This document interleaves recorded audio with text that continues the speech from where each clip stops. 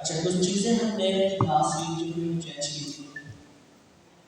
सबसे पहले तो लास्ट हमने कुछ मीटिंग्स वगैरह कर लिए, डिसाइड किया कि कौन सी इंपॉर्टेंट है, क्या चीज़ हमें पढ़ानी चाहिए।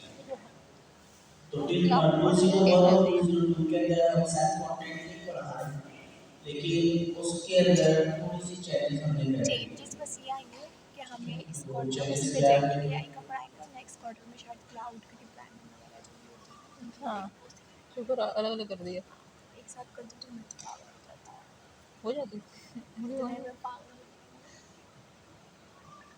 मैंने क्या आसान है फिर भी तुमने किया ना मैं इतनी नेक तो बिजनेस वूमेन उसके बाद अल्लाह टाइम ना बचा करो ऑफ करो सही नजर आ रहा है?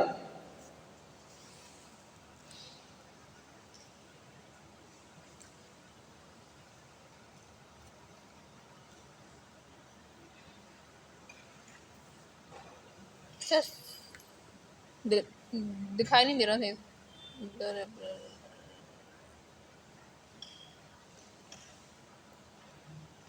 चीज़ें ब्लर क्यों है यार आज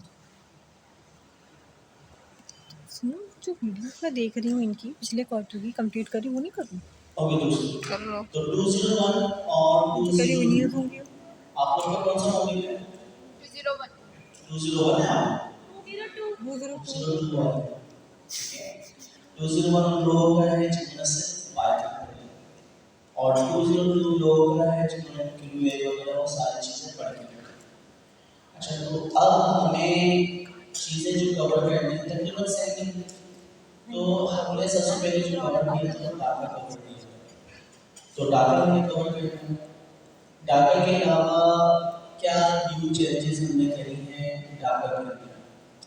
देखिए, सबसे इम्पोर्टेंट चीज़ दो वर्ड का मजमूआ है हमारे कोर्स। एक का नाम है एआई फर्स्ट और दूसरे का नाम क्या है?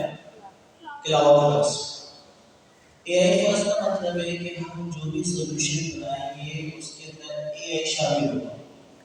अच्छा, इसको थोड़ा सा और हम चेंज करें तो एजेंटिक एआई फर्स्ट होना चाहिए।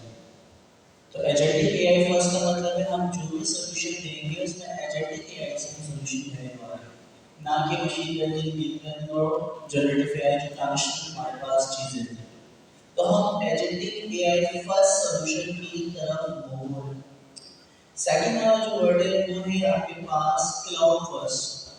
क्लाउड फर्स्ट का मतलब है कि हम जो डेवलपमेंट कर रहे हैं फर्स्ट चीज, वो डेवलपमेंट का स्टाइल ऐसा होना चाहिए। क्लाउड एसेट का वर्ड हमने इस्तेमाल किया था, और क्लाउड एसेट का मतलब ये है कि हम अपने कोड को एसेट करते जाते हैं। एसेट का मतलब है कि लोकल कंप्यूटर से उठा के हम कहाँ पे लाते हैं, एंटरप्राइज को लेके जाते हैं, या फिर हम फॉर एग्जांपल तीन स्टेज या चार स्टेज हमने देखे थे कि पहली चीज डेवलपमेंट, दूसरा प्रोटोटाइप, तीसरा एंटरप्राइज, और चौथा क्या था आपके पास? Planetary scale. जो पिक्चर हमारे पास मौजूद है स्कूल डाउन हम लोग कह रहे हैं ये पिक्चर। तो इस पिक्चर में आप देख सकते हैं कि लोकल डेवलपमेंट बनाना, फिर हम प्रोटोटाइप बनाते, फिर एंटरप्राइज के तरफ लेके जाते, और उसके बाद हम लेके जाते हैं प्लेनेटरी स्केल। जितनी आपकी स्केलेबिलिटी करती है अपने क्लस्टर बना के वो आप कर सकते हैं, ठीक है। तो ये हमारे पास चार स्टेज है। अच्छा, ये एसेट हम करते जाते हैं, तो हम एसेट का वर्ड आपको समझ आता जाता है कि आपका सेम कोड उठा के हम प्रोटोटाइप पे लेके जाते हैं, सेम कोड उठा के हम लेके जाते हैं एंटरप्राइज पे, और प्लेनेट स्केल या प्लेनेटरी स्केल दोनों नाम यहाँ पे कॉल हो रहे हैं डॉक्यूमेंट के अंदर। तो प्लेनेट स्केल का मतलब है जहाँ पे मिलियंस बिलियंस यूजर्स जो हैं आप मैनेज कर सकते हैं, क्यूबरनेटिस बेस्ड जो भी प्लेटफॉर्म या क्लाउड प्रोवाइडर से आप सर्विस देते हैं। अच्छा, अब सबसे पहली चीज देखिए, इम्पोर्टेंट चीज डाटा जो डिजाइन किया गया है उसका पर्पस ये है कि तमाम स्टूडेंट फ्री में डेवलपमेंट कर सकें और ऐसी एप्लीकेशन बना सकें जो कि उनके लोकल कंप्यूटर से स्टार्ट हो, और प्लेनेट स्केल जहाँ पे अनलिमिटेड स्केलेबिलिटी अवेलेबल हो वहाँ तक हो जाए। अच्छा, प्रॉब्लम क्या आती है? हमारे पास परचेस क्लाउड बहुत सारे, AWS भी है, गूगल क्लाउड भी है, एज़्योर भी है।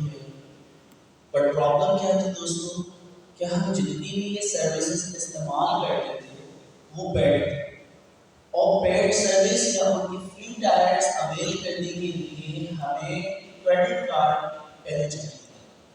तो क्रेडिट कार्ड की आप एंट्री करते थे और फिर उसके बाद आपको 3 महीने 2 हफ्ते मुख्तलिफ एरिया की जो सर्विसेज थी वो आपको फ्री ट्रायल्स जो थे वो आपको देते थे। ठीक है, तो हम डीप लर्निंग भी करते थे, उसके ऊपर भी हम लोग अमेज़न की बहुत सारे सर्विसेज थे जो इस्तेमाल करते थे, इवन क्लाउड कंप्यूटिंग करते थे।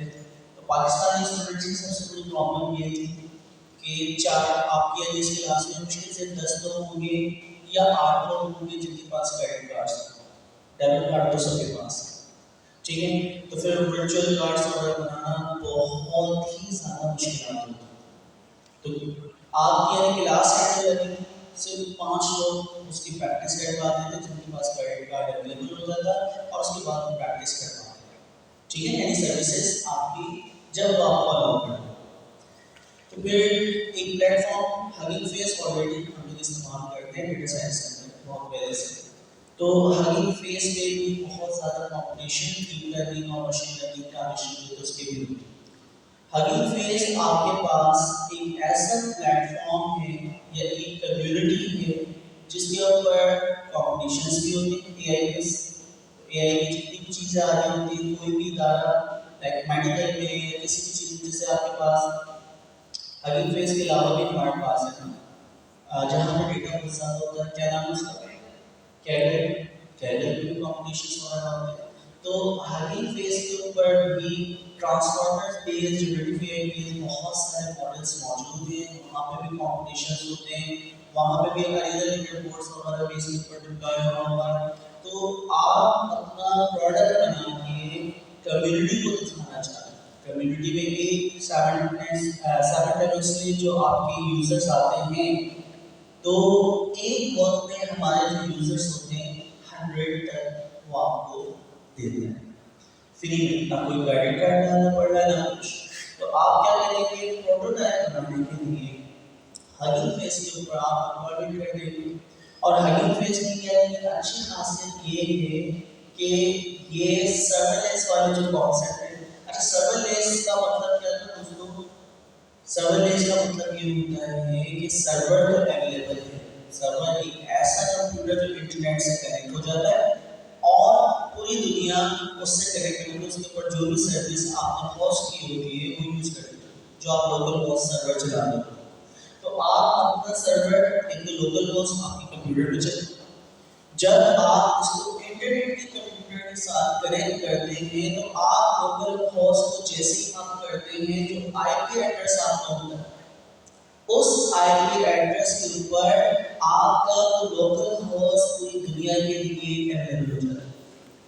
ठीक है, तो आप क्या करते हैं, इंटरनेट के साथ अपने कंप्यूटर को कनेक्ट करके, या हम कोई क्लाउड कंप्यूटर परचेज करते हैं तो वो कंप्यूटर वहाँ पे 24/7 कनेक्ट होता है और वहाँ पे हम अपने कोड को क्या कर देते हैं, डिप्लॉय कर देते हैं, होस्ट कर देते हैं।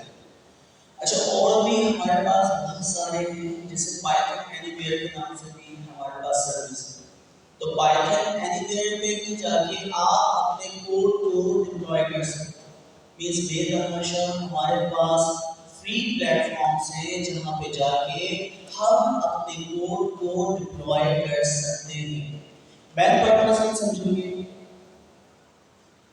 अच्छा, मैन पर्पस में समझेंगे दोस्तों कि हम ये चाहते थे कि जितनी भी हमारी सर्विसेज हैं वो हम विदाउट क्रेडिट कार्ड डाले इस्तेमाल करें।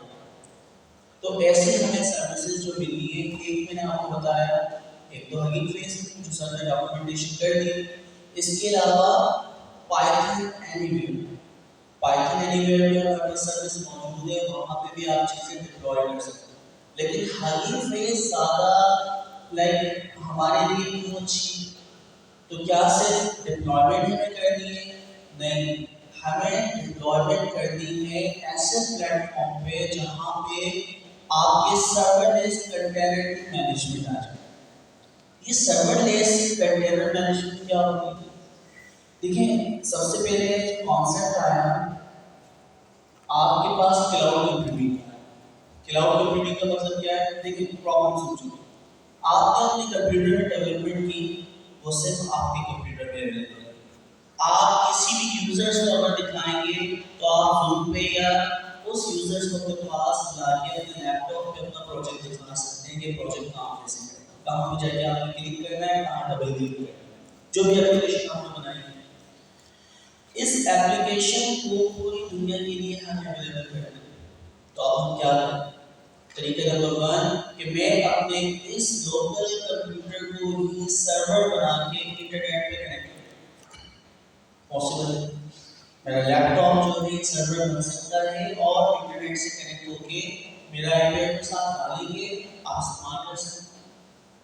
तो एनब्लॉक के नाम से भी हमारे पास जो टनल बनाने की सर्विस है, एनब्लॉक इस्तेमाल किया आपने? मैंने किसी ने इस्तेमाल किया नहीं? नहीं, एक लोगों ने किया, ठीक है। एनब्लॉक कोई इतना मुश्किल काम नहीं है। एनब्लॉक पाइथन का एक पैकेज भी है और एक सर्विस प्रोवाइडर भी है। ये क्या करता है? आपके लोकल कंप्यूटर पे जो लोकल होस्ट चल रहा होता है उसको इंटरनेट पे अवेलेबल कर देता है abc.com का खासा यानी सर्वर का एड्रेस होता है। तो फायदा क्या होता है कि कोई भी इंटरनेट के उस यूआरएल को जैसे ही हिट करता है, क्लिक करता है, तो वो बैकएंड से आके मेरे इस लोकल कंप्यूटर से कनेक्ट कर देगा। दैट्स मीन मेरा जो कंप्यूटर हो गया वो सर्वर बन गया। अच्छा, जब ये सर्वर मेरा कंप्यूटर बन गया किसी भी तरीके से, जैसे हम कहते हैं कि जो आसान तरीका है एनक्रॉप, देखिए ये कभी करना हो तो कर सकते हैं। एनक्रॉप से आप कर सकते हैं, दिखा भी दूं एनक्रॉप। देखिए ये हॉस्टिंग वाला प्रोवाइड करता है, देखिए वो बाकी कहानी आपको खुद सर्च करिए। तो एनक्रॉप से आप अपने लोकल कंप्यूटर को इंटरनेट से कनेक्ट कर सकते हैं। अब देखिए, हर बंदे का जो कंप्यूटर है उसकी लिमिटेशन, उसकी रैम, उसकी हार्ड डिस्क, उसका सीपीयू, ठीक है, जीपीयू लगा चाहिए, बहुत अच्छी बात है। अच्छा, आप क्या करेंगे?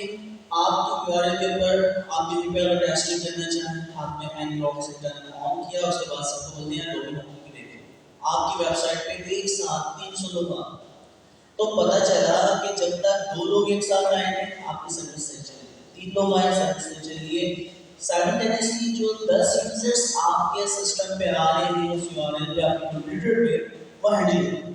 तो पहले हम जो देखते थे कि कितना लोड आ रहा है, हम कोई भी सर्विस अप करके यूजर से लोड लाते थे ट्रैफिक और उससे मैनेज करते थे कि हम भाई साइमल्टेनियसली हमारी जो एप्लीकेशन से 10 यूजर या 20 यूजर या 100 यूजर्स आते हैं तो आपका सिस्टम बहुत अच्छा चलता है। लेकिन जैसे 101 यूजर्स होते हैं तो 101 यूजर्स को सर्विस मिलने में टाइम लगना शुरू हो जाता है। इसका मतलब है इस पॉइंट से मुझे किसकी जरूरत है? स्केलेबिलिटी। स्केलेबिलिटी का मतलब क्या है कि जो यूजर की लिमिट है, ट्रैफिक जो आ रहा है उसको ज्यादा ट्रैफिक को हैंडल कर पाए। तो स्केलेबिलिटी के हमारे पास कितने तरीके? 2 तरीके। तो ट्रेडिशनल जो तरीका था मोनोलिथिक एप्लीकेशंस वगैरह हम जो बनाते थे जिसके अंदर हम ज्यादातर वर्टिकल स्कैनिंग करते थे।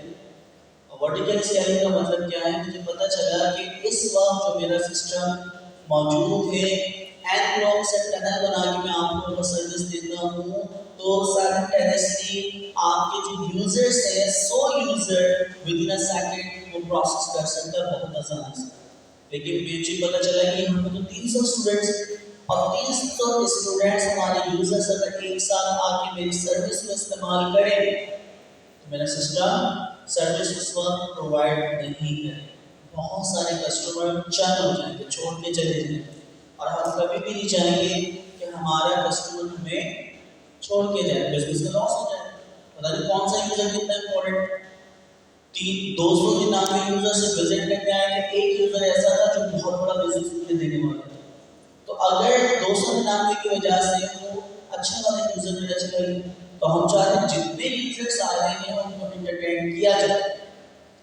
तो दोस्तों फिर क्या तरीका है कि मैं अपने लैपटॉप की हार्ड डिस्क रैम वगैरह वगैरह बढ़ा दूँ, CPU पावर बढ़ा दूँ, तो अब क्या होगा, अगर मैं 100 यूजर यूज कर रहा था, 900 यूजर यूज हो सकता।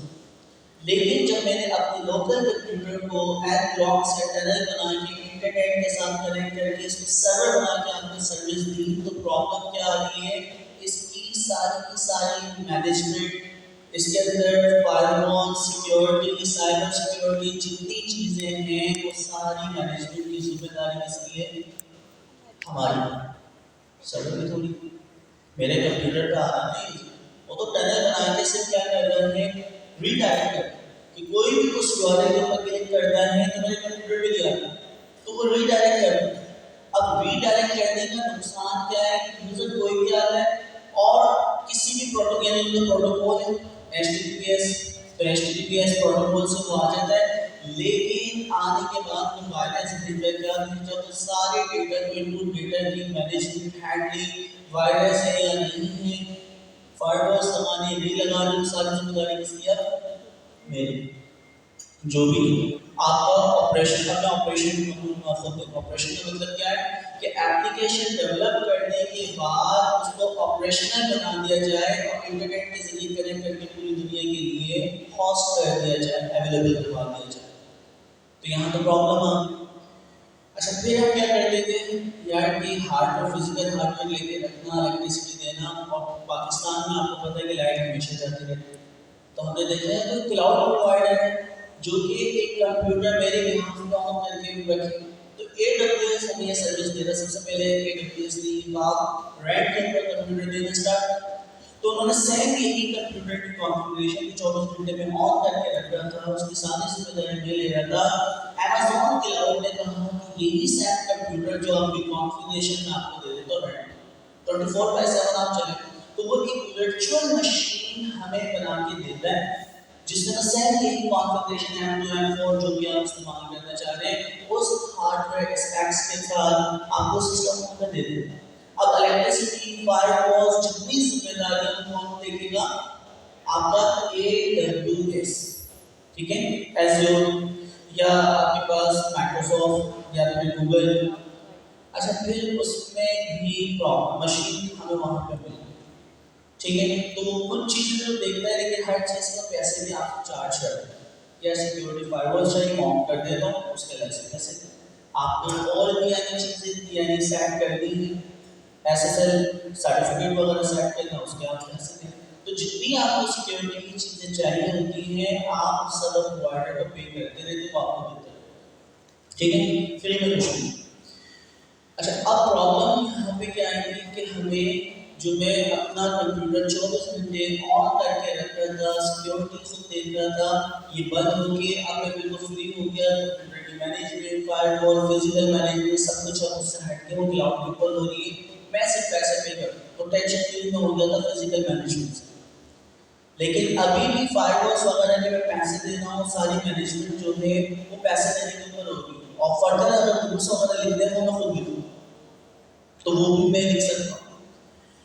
प्रॉब्लम ये थी कि आपको वर्चुअल मशीन मिली मॉडल के स्टाइल के अंदर, पुराना तरीका जो था, उसकी प्रॉब्लम ये है दोस्तों कि 24/7 वो मशीन ऑन रहेगी और वो आपसे 24 घंटे चलने के पैसे चार्ज करेगी, ठीक है, $500 या $1000, $2000 वो हर महीने आपसे चार्ज कर रहा है, चाहे आपका यूजर कोई आए, आपकी सर्विस इस्तेमाल हो या ना।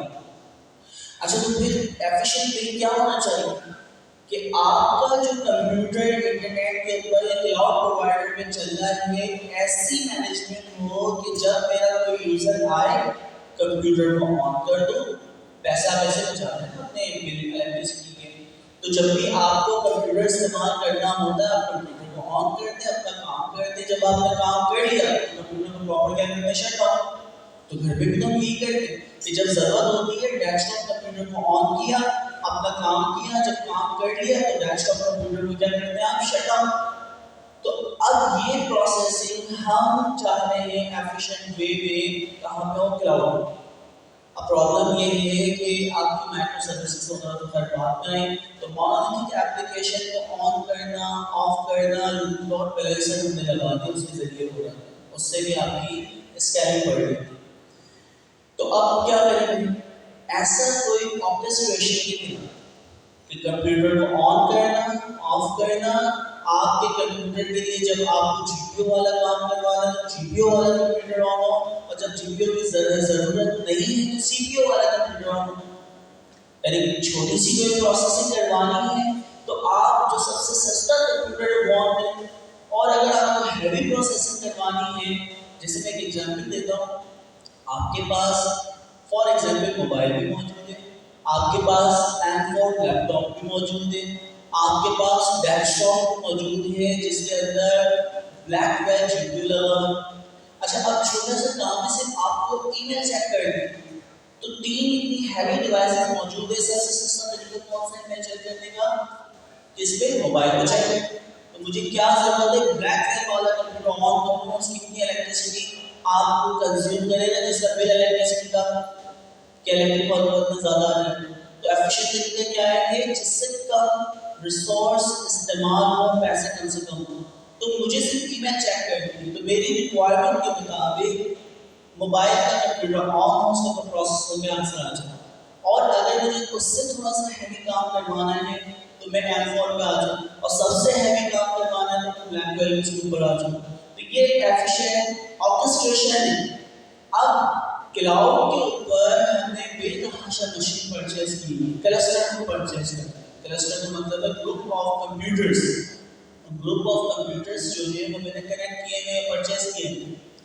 अब इनकी ऑर्केस्ट्रेशन कि किस वक्त कौन सा कंप्यूटर ऑन करना है या ऑफ करना है, तो मुझे बताया जरा ऑर्केस्ट्रेशन के लिए क्लाउड के ऊपर लोकल हम क्लस्टर भी बनाते हैं। सबसे बेस्ट सॉफ्टवेयर कौन सा जिससे हम ऑर्केस्ट्रेशन डायनामिकली करवा सकते हैं, क्या नाम है उसका, पता है? हम ऑनलाइन वीडियोस वगैरह सब आप देख रहे हैं, क्या नाम है? नहीं, एज़्योर तो वो अलग है, एज़्योर कंटेनर है तो माइक्रोसॉफ्ट का पर्टिकुलर है। क्या नाम है जिससे लो लेवल सारे के सारे ऑपरेशन क्लाउड में परफॉर्म करवा सकते हैं? क्यूबरनेटिस। ठीक है, ओपन सोर्स हमारे पास बिलियंस डॉलर का सॉफ्टवेयर है जो ओपन सोर्स कर दिया गया है, जिसका नाम क्या है, क्यूबरनेटिस। तो क्यूबरनेटिस अगर मैं इंस्टॉल कर लूं तो जितने भी क्लस्टर हैं, जितने भी कंप्यूटर हैं, किसको कब ऑन करना है, किसको शट डाउन करना है, वो सारी मैनेजमेंट रिक्वेस्ट के मुताबिक कौन सा कंप्यूटर ऑन करना चाहिए। जस्ट ईमेल देखिए तो आपके पास आपने लाइक मोबाइल वाला लिया है प्रोसेसर का, आपके पास सिस्टम मौजूद है, आपके पास M4 भी मौजूद है, आपके पास ब्लैकबेरी वाला कंप्यूटर मौजूद है, तो कौन सा कंप्यूटर कब ऑन करना है। तो जैसे मैंने आपको काम दिया कि यार जस्ट ईमेल रीड कर दिए और एफिशिएंट वे रीड कर दिए जिसमें कम पैसे आपके लगे और जल्दी से काम भी हो जाए, तो आपने क्या काम किया सर, मोबाइल से आप ईमेल को रीड कर। तो सर यही सर्विसेज जो आप काम कर रहे थे ऑर्केस्ट्रेशन की छोटी सर्विस के लिए छोटी कंप्यूटिंग को इस्तेमाल करना है, तो वही ऑर्केस्ट्रेशन जो है हमें क्यूबरनेटिस करके देती है। तो क्यूबरनेटिस के पास रिक्वेस्ट आएगी कि ईमेल रीड करनी है, तो उसके पास जो भी क्लस्टर कंप्यूटर्स मौजूद हैं जो कि सबसे एफिशिएंट वे होगा, सबसे कम आपके हार्डवेयर कंज्यूम होंगे, वो उस सर्विस को इस्तेमाल करेगा, वो उस कंप्यूटर में जाके ऑन करेगा। इसे हम कहते हैं ऑर्केस्ट्रेशन। ऑर्केस्ट्रेशन का मतलब क्या है कि किस वक्त कौन से कंप्यूटर को ऑन करना है, कौन सी टास्क कौन से कंप्यूटर को देनी है, ये सारे मैनेजमेंट करने को क्या कहते हैं, ऑर्केस्ट्रेशन। अब दोस्तों 100% जो ऑर्केस्ट्रेशन होती है वो किसके जरिए होती है, क्यूबरनेटिस। तो आप क्यूबरनेटिस का एक्सपर्ट बनिए। अब प्रॉब्लम ये है कि क्लाउड की दुनिया का अगर आपको एक्सपर्ट बनना है तो किसका एक्सपर्ट बनना पड़ेगा हमें, क्यूबरनेटिस। अब क्यूबरनेटिस सिखाने के लिए आपके मुझे कम से कम 11 से 12 महीने आपके लगे, इतना आसान नहीं है क्यूबरनेटिस। तो क्यूबरनेटिस के ऊपर अच्छी कमांड हासिल करने के लिए पूरा साल आपके ऊपर इन्वेस्ट करना पड़ेगा लर्निंग कर, क्योंकि उसको लर्न करना इतना आसान नहीं है। अब क्या करें, तो हम तो AI फर्स्ट 2025 के अंदर मौजूद है और हमें पता है कि हर दुनिया है, पूरी दुनिया एजेंटिक AI के ऊपर आ रही है, और मैं एजेंटिक AI छोड़ के किस पे लग जाऊँ, क्लाउड कंप्यूटिंग का भी स्केलेबल आर्टिफिशियल एजेंट के एप्लीकेशन बनाऊं, तो पूरी दुनिया एक साल बाद तो पता नहीं कहां से कहां चली। तो कोई ऐसा सिस्टम हो कि मैं क्यूबरनेटिस की सारी पावर का इस्तेमाल कर लूं, और क्या हो दोस्तों, लर्निंग कर्व भी कम से कम, लर्निंग कर्व का मतलब है लर्न करने में जो टाइम आपको लगता है वो लर्निंग कर्व है, ठीक है, और उसको सिंटैक्स अडॉप्ट करने में जो टाइम लगता है वो लर्निंग कर्व है। तो किसी भी चीज को लर्न करने में जितना टाइम इन्वेस्ट होता है, जितना वो सिंप्लिसिटी होती है, इस सारी चीजों को कहते हैं लर्निंग कर्व। तो अब हम चाह रहे हैं कि क्यूबरनेटिस के ऊपर हम सारी की सारी कमांड भी हासिल कर लें और लर्निंग कर्व क्या हो, कम से कम। तो ऐसी इस काम के लिए हम क्या करें? अच्छा, अब या तो भाई देखिए लर्निंग कर्व इस तरह आसान हो सकता है, जो क्यूबरनेटिस जानता है उसको बोले यार क्यूबरनेटिस की मैनेजमेंट कर लो, मैं एजेंटिक एआई को देखता हूँ, फोकस करता हूँ, तो काश ऐसा होता। अब हम क्या करें? फिर एक और मार्केट के अंदर सॉफ्टवेयर मौजूद था जिसका नाम है डेपर। क्या नाम है? डेपर। डेपर ये पावर हमें प्रोवाइड करता है कि डेपर का सिंटैक्स आसान है, बनस्पत क्यूबरनेटिस कंप्लीट लर्न करना, मैनेजमेंट करना, माइक्रो सर्विसेज को हैंडल करना, पॉड को हैंडल करना, वो सारी ऑर्केस्ट्रेशन वाला काम डायरेक्ट अगर मैं करवाता हूँ क्यूबरनेटिस से, बहुत हार्ड है। उसका कोड लिखने में, उसकी YAML फाइल लिखने में अच्छा खासा टाइम लगेगा। तो हम क्या करें? क्यूबरनेटिस ये कहता है कि क्यूबरनेटिस साइडकार का जो कॉन्सेप्ट है, उस कॉन्सेप्ट के तहत मुझे डेटा लिख के दो, तो मैं सारी की सारी जो क्यूबरनेटिस के ऊपर आप लोग काम करते थे, ट्रेसिंग करना, फॉल्ट टॉलरेंस करना, आपकी एफिशिएंट रिसोर्स मैनेजमेंट करना, ऑर्केस्ट्रेशन, तो ये सारे के सारे काम ऑर्केस्ट्रेशन में आते हैं। तो मैनुअल जो जाके आप एक एक चीज किया करते थे दोस्तों, वो सारे के सारे काम कौन करेगा? डेपर। और डेपर को लर्न करना आसान है। अगर उसका लर्निंग कर्व 12 महीने है तो आपके डेपर का लर्निंग कर्व मुश्किल से 4 क्लास में होता है, इतना ज्यादा मुश्किल नहीं है डेपर, ठीक है। तो अब मुझे बताएं कि हमें पूरी की पूरी पावर मिलनी है इसकी दोस्तों, क्यूबरनेटिस की, या चले 85 मिली, 15% नहीं मिली, 100% मिली ना, तो हम कह रहे हैं 85% जो है हमें पावर क्यूबरनेटिस की मिली है और आटो पे मिली है। आटो से मुराद आप तो क्यूबरनेटिस की सिंटैक्स के ऊपर चीजों को लिख रहे हैं, लेकिन बैकएंड के ऊपर कोई एप्लीकेशन फेल होती है, कोई रिक्वेस्ट फेल होती है, कोई डिपेंडेंसी फेल होती है, बेतहाशा चीजें फेलियर्स, उन फेलियर्स की मैनेजमेंट हमें खुद करना पड़ती थी, डेमो को करना पड़ती थी, वो सारी की सारी मैनेजमेंट अब हमें कौन करके देगा? डेपर। यदि डेपर हमारे बिहाफ पे क्यूबरनेटिस वाला जो काम होता था वो हमें करके देगा, तो मिलियंस डॉलर्स का ये सॉफ्टवेयर जो है ओपन सोर्स मार्केट में कर दिया। तो क्यूबरनेटिस जो ऑलरेडी जानते हैं एक्सपर्ट भी, उन्हें भी वो सिंटैक्स लिखने में अच्छा खासा टाइम लगता है। तो पूरी की पूरी कम्युनिटी में जो क्यूबरनेटिस के 100% एक्सपर्ट थे, अब वो भी कोडिंग करने के लिए या ऑपरेशन मैनेजमेंट के लिए डेपर का इस्तेमाल कर रहे हैं, ठीक है। यानी ऐसा नहीं है कि वो पुराने वाले जो 100% चीजें जानते हैं वो अभी भी इस पर मैनुअल तरीके से लिखे क्यूबरनेटिस का कोड, लेकिन अब वो भी किसके जरिए काम करवा रहे हैं? डेपर। तो आपका ये कॉन्सेप्ट था, हम अपने लोकल कंप्यूटर का जो कोड था हमने टनल बना के इंटरनेट पे अवेलेबल किया। प्रॉब्लम ये थी कि फिजिकल कंप्यूटर को मैनेज करना पड़ता था, हमने वर्चुअल कंप्यूटर परचेज किया, तो आपकी फिजिकल मैनेजमेंट सारी की सारी वहाँ चली गई, लेकिन वहाँ पे स्केलेबिलिटी प्रॉब्लम थी।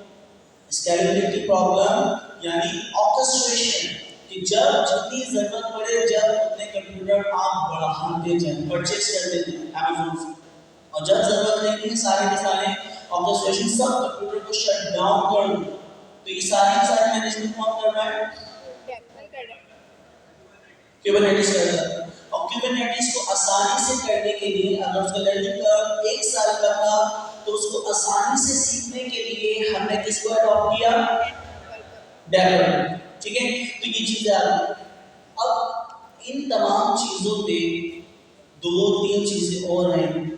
हमारे पास जो पुराना एप्लीकेशन बनाने का तरीका था उसके अंदर हम मोनोलिथिक एप्लीकेशन बनाते हैं, ठीक है, जो कि टाइटली कपल एप्लीकेशंस कहलाती हैं।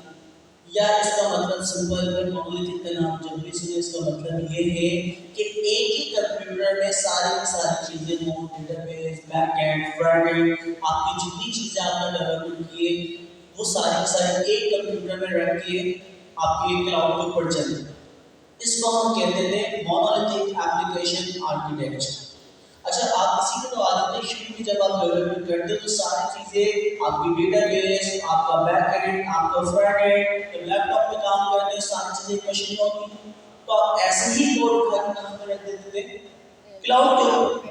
क्योंकि डेवलपमेंट करने का स्टाइल तरीका ही हमने बचपन से ही सीखा था कि सारी चीजें एक कंप्यूटर में हम रखते हैं। अच्छा, अब क्योंकि जब हम बड़ी एप्लीकेशन बनाते हैं, स्केलेबिलिटी वाली एप्लीकेशन बनाते हैं, प्लानिंग की स्केलेबिलिटी एप्लीकेशन बनाते हैं, तो उसमें ये होता है कि आपकी जो एप्लीकेशन में उसके जितने फीचर्स हैं उन फीचर्स को हम डिकम्पोज करते हैं, ठीक है, हम उसको छोटे छोटे हिस्सों में तकसीम करते हैं। उससे फायदा क्या होता है? आप जरा सोचिए, मोनोलिथिक एप्लीकेशन की भी स्केलेबिलिटी होती है, लोड बैलेंसर लगा के। वो क्या करते हैं कि एक कंप्यूटर फिजिकल कंप्यूटर है जो कि 100 यूजर को इस्तेमाल करता है, मैंने हमजा का कंप्यूटर भी क्लस्टर बना के अपने कंप्यूटर के साथ कनेक्ट किया। आपको फ्रंट में facebook.com दिख रही है लेकिन बैकएंड में कासिम और हमजा के 2 कंप्यूटर लगे। इसी तरह लोड और बढ़ता है तो हमने तीसरा कंप्यूटर भी कनेक्ट कर दिया अपने क्लस्टर में, लोड और बढ़ता है तो हमने 4 कंप्यूटर कनेक्ट कर दिए। अच्छा, इस तरह कंप्यूटर की क्वांटिटी बढ़ाने को हम कहते हैं हॉरिजॉन्टल स्केलिंग। अच्छा, हॉरिजॉन्टल स्केलिंग जो है ये बहुत ज़्यादा यूजफुल है बानिस्बत वर्टिकल स्केलिंग। वर्टिकल स्केलिंग का मतलब था एक कंप्यूटर यदि एक लैपटॉप के हार्डवेयर बढ़ाता है तो उसकी लिमिटेशन में एक हद पे जाके M4 तक आपकी कहीं ना कहीं वो एक रैम की लिमिट है उसको सपोर्ट करती है। अगर M4 कंप्यूटर भी हम ले लें, ठीक है, तो उसके बाद उसकी रैम आप नहीं बढ़ा सकते। यही होता है ना आपके कंप्यूटर की जो मदरबोर्ड से है उसकी भी तो लिमिट है ना कि आप इसके अंदर मैक्सिमम रैम कितनी लगा सकते हो, पता चला 32 GB या 62 या 64 GB, इससे ज़्यादा आप रैम नहीं लगा सकते, सपोर्ट ही नहीं करता आपका क्या मदरबोर्ड। तो वर्टिकल स्केलिंग की लिमिटेशन थी कि उससे ज़्यादा आप हार्डवेयर नहीं बढ़ा सकते। लेकिन मुझे बताएं क्या हॉरिजॉन्टल स्केलिंग की लिमिट में मैं हमजा का कंप्यूटर लगा दूं और यहाँ पे जितने स्टूडेंट्स बैठे हैं उन सबके कंप्यूटर लेके अपने क्लस्टर के साथ अपने नेटवर्क में कनेक्ट करूँ। अच्छा, बाहर से जो जब इस्तेमाल करेंगे उसको देखेंगे facebook.com, abc.com, लेकिन बैकएंड के ऊपर हम सबके कंप्यूटर मिलके हमें चाहिए।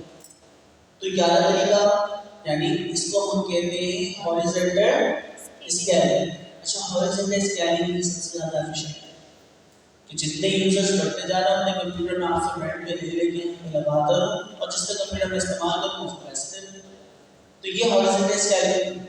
लेकिन हॉरिजॉन्टल स्केलिंग में मोनोलिथिक स्केलिंग से अगर मैं करूँ तो उसमें मैं क्या कह रहा हूँ कि पूरी की पूरी तमाम चीज़ें हार्डवेयर, बैकएंड, आपका क्या नाम है डेटाबेस, सब कुछ हर कंप्यूटर में copy paste copy paste copy paste. तो कॉपी पेस्ट आपका कोड हो रहा है तो प्रॉब्लम क्या हो रही है, फिर सारे जो डेटा आ रहा है उसको डिस्ट्रीब्यूटेड यानी अलग-अलग कंप्यूटर में फिर उसको कंपाइल करके यूनिक डेटा में कन्वर्ट करो। जब मशीन बंद करके रखो तो किसी एक मशीन के अंदर उसका सारा जो भी रेप्लिका कोड वगैरह को एक साथ करके बाकी कंप्यूटर्स को बंद करो, ठीक है, पॉसिबल। लेकिन प्रॉब्लम क्या आ रही है दोस्तों कि सारा का सारा डेटा ऑन करना और एक्सेप्ट बटन क्या आ रहा है, एक्सेप्ट बटन क्या आ रहा है कि जब कंप्यूटर को आप डिस्कनेक्ट करोगे किसी भी एक को तो उसका जितना भी बैकअप है उसको निकाल के आपकी तमाम एप्लीकेशन के अंदर रेप्लिका सेट कर दो, यानी उसका जो डेटा है उसको अपडेट कर दो। तो ये लोड बैलेंस और दूसरे हमारे टूल्स की मदद से मोनोलिथिक के अंदर भी हम करते हैं। तो ये तरीका तो फिर हमारे लिए और ज़्यादा मुश्किलात पैदा करेगा। अब इसको आसान कैसे किया जाए, तो इसके लिए हमारे पास आया माइक्रो सर्विसेज का कॉन्सेप्ट। माइक्रो सर्विसेज का क्या मतलब था? माइक्रो सर्विसेज का मतलब ये है कि आप हर चीज़ के लिए एक अलग कंटेनर बनाएं। वर्चुअल मशीन वाले काम हर सर्विस के लिए, हर फीचर के लिए आप क्या बनाएं, ये बैकएंड है तो उसके बैकएंड के ऊपर डेटाबेस है, यूआई है, आपकी फास्ट एपीआई का सर्वर चल रहा है, आपकी लाइव स्ट्रीमिंग की चीजें चल रही है, तो हर फीचर के लिए आप क्या बनाना शुरू कर दें दोस्तों, माइक्रो सर्विसेज। अच्छा, अब माइक्रो सर्विसेज आपको पता है एक सर्वर आपने बैकएंड का बनाया, उसको ABC like local host support कर रहा है फॉर एग्जांपल, एक और आपने सर्वर बनाया जो कि यूआई का है, उसका आपने क्या किया, लोकल होस्ट सपोर्ट 2 रख दिया, एक और आपने बनाया डेटाबेस का, लोकल होस्ट सपोर्ट 3 रख दिया, तो भाई रेस्ट एरिया के आपके सर्वर रखो। अच्छा, अब इस चीज की इंपॉर्टेंस समझे, डेवलपर हमारी जिंदगी कितनी आसान कर देता है। अब पता क्या है, आपको मैनुअल हर जो सर्वर चल रहा है डेटाबेस के सर्वर की पोर्ट क्या है, उसका एड्रेस, आपकी यूआई का लाइक मशीन का एड्रेस यानी आईपी एड्रेस क्या है, उसकी पोर्ट क्या है, हर उसके बाद का मैनुअल जो बात है वो आपको याद रखना पड़ेगा।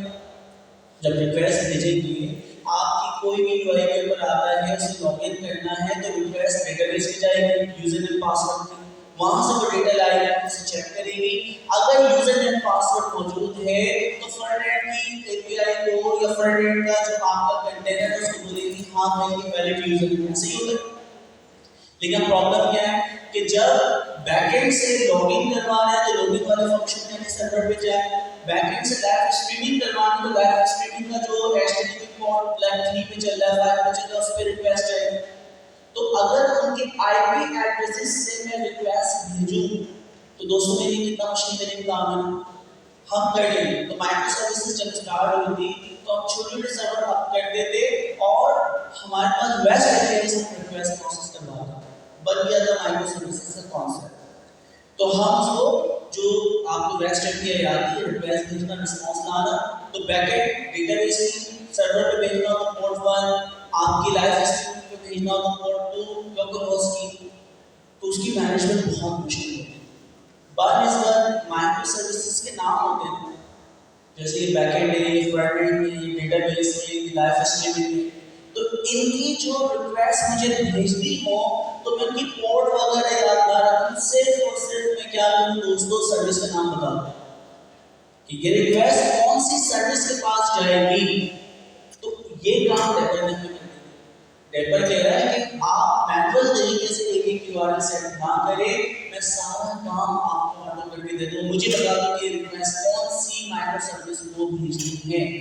अब जब आपने अपने जो बड़ी एप्लीकेशन को छोटे-छोटे माइक्रो सर्विसेज में तोड़ दिया, तो अब क्या होगा, उनके नाम की मैनेजमेंट के साथ ये रिक्वेस्ट खुद डेवलपर भेज रहा है। अब फायदा ये हो रहा है कि जब लाइव स्ट्रीमिंग की यानी सर्विस को हमारे यूजर बहुत ज्यादा इस्तेमाल करेंगे तो सिर्फ आपकी लाइव स्ट्रीमिंग के माइक्रो कंटेनर्स जो है वो अप होते जाएंगे, तो लोड जो बढ़ेगा सिर्फ माइक्रो सर्विस स्ट्रीमिंग या लाइव स्ट्रीमिंग वाले में बढ़ेगा। कोई जाके हमारे फास्ट एपीआई को बहुत ज्यादा इस्तेमाल करेगा तो उसकी क्या होगी, कंप्यूटर अप हो जाएगा। जिस चीज को हम ज्यादा इस्तेमाल करेंगे उसके कंटेनर अप होते जाएंगे। अच्छा, अब मैं चीज़ पता है कि हमारी जो भी सर्विस है किसको होती है दोस्तों, कंटेनर, किसको होती है, कंटेनर। और कंटेनर की मैनेजमेंट करना आप लोगों ने सीखी थी, तो कंटेनर हम कौन से सॉफ्टवेयर से बना रहे हैं, डॉकर की मदद से बना, ठीक है। तो अब डॉकर और डॉकर से हमने बनाया कंटेनर, वो कंटेनर चलता है। अच्छा, आप लोगों ने खरीदने में आप लोगों ने की थी ना डॉकर में मेहनत, जी सर, आप लोगों की तो मेहनत आपके बारे में नहीं जाना, ठीक है। तो डॉकर कंपोज भी आपने किया, डॉकर कंपोज नहीं किया था, एक साथ 2 कंटेनर में चलाना, 3 कंटेनर में चलाना, एक ही कंटेनर किया था, थोड़ा बहुत किया था, मुझे याद है। डेव कंटेनर किया था, डॉकर कंपोज नहीं किया। अच्छा चलो ठीक, कोई मसला नहीं, डेव कंटेनर किया था और डॉकर कंपोज इन सर्विस इस्तेमाल नहीं की जी। हाँ,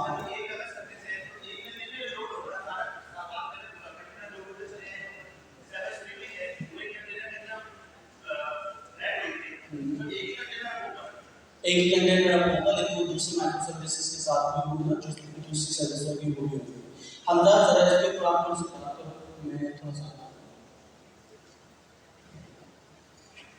अच्छा जी, जैसे अभी हमने डिस्कस किया दो तरह के हमारे पास सिस्टम होता है, monolith architecture, micro services architecture. तो मोनोलिथ आर्किटेक्चर में क्या होता है कि जितनी भी हमारी एप्लीकेशन से रिलेटेड चीजें हैं वो एक ही सर्वर पर, ये मोनोलिथ और कुछ नहीं।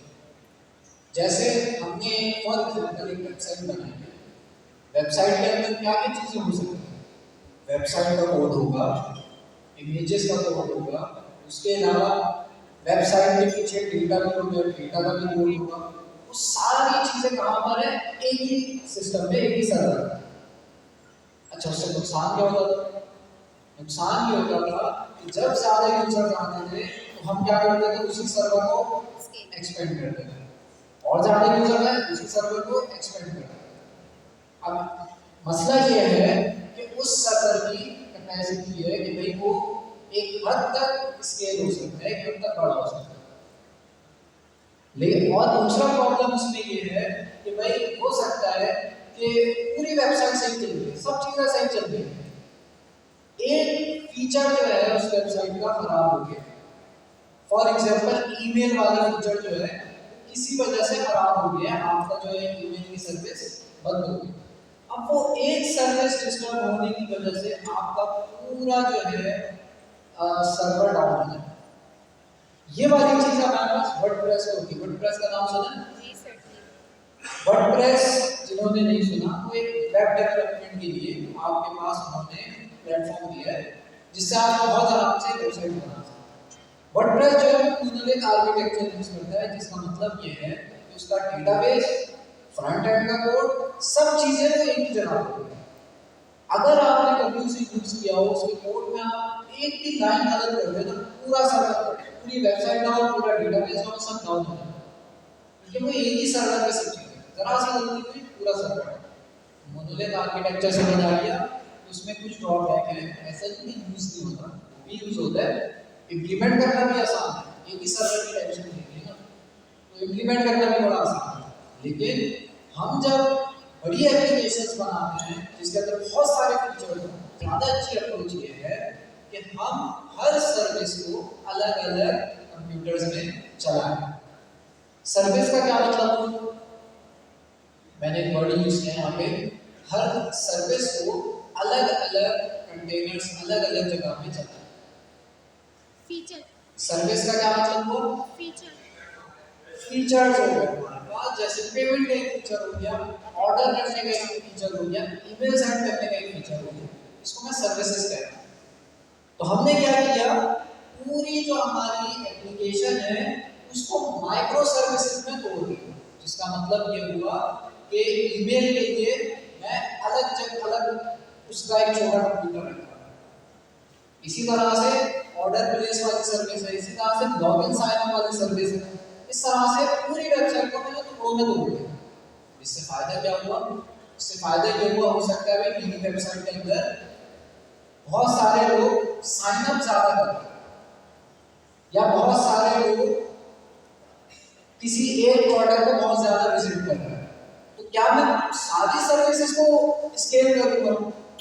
नहीं, जिस सर्विस पे ज्यादा लोग आ रहे हैं सिर्फ उस सर्विस को स्केल कर दूंगा, खुद ही हो जाएगी। क्यूबिडिटीज हम यूज करेंगे उससे खुद ही हो जाएगी। इसी तरह से ईमेल वाली सर्विस पे ज्यादा लोग आ रहे हैं तो ईमेल वाली सर्विस खुद ही हो जाएगी। कोई एक सर्विस डाउन हो गई तो बाकी सर्विसेज चलती रहेंगी या वो भी डाउन हो जाएंगी? बाकी सर्विसेज चलती रहेंगी, क्योंकि हमारे पास सारी अलग अलग जगहों पे चलती है। एक भी अगर डाउन हुई तो सारी नहीं डाउन। अब फॉर एग्जांपल मेरे पास एक सर्विस है लॉगिन साइन, वो एक सर्वर के हिस्से में चल रही है अलग से, इसी तरह से सारी सर्विसेज अलग अलग चल रही है, इंडिपेंडेंट चल रही है। अब लॉगिन साइन अप वाली सर्विस में ज्यादा लोग आ रहे हैं, तो स्केल कैसे करेगा?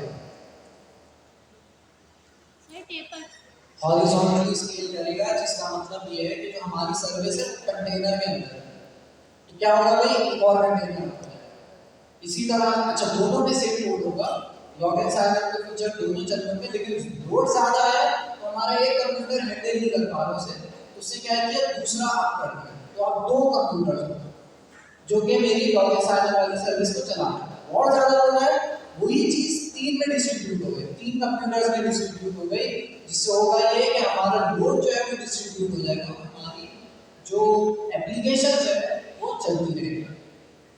तो इस तरह से मोनोलिथ आर्किटेक्चर और माइक्रो सर्विस आर्किटेक्चर चल रहेगा। तो हमें पता चला दोस्तों, डॉकर जो है कंटेनर की मदद से हम माइक्रो सर्विसेज बहुत आसानी से बना सकते हैं। माइक्रो सर्विसेज का सबसे बुनियादी जुज जो है वो क्या होता है दोस्तों? कंटेनर। अच्छा, कंटेनर हम बनाते हैं किसकी मदद से? डॉकर।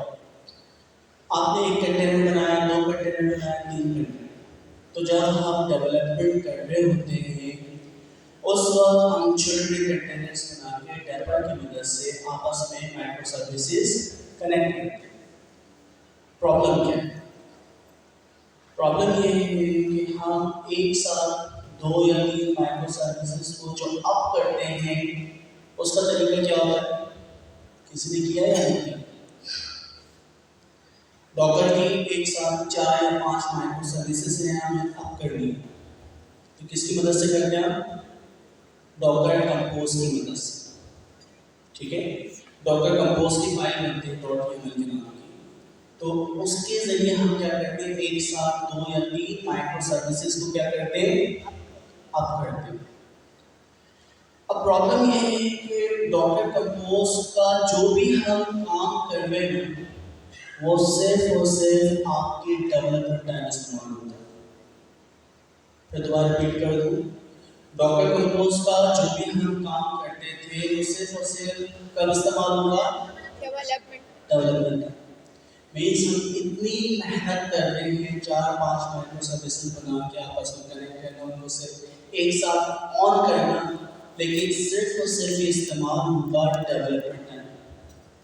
असल जो काम है वो तो क्यूबरनेटिस के बेस पे होता है ना, तो ये क्यूबरनेटिस बेस पे नहीं है डॉकर कंपोज।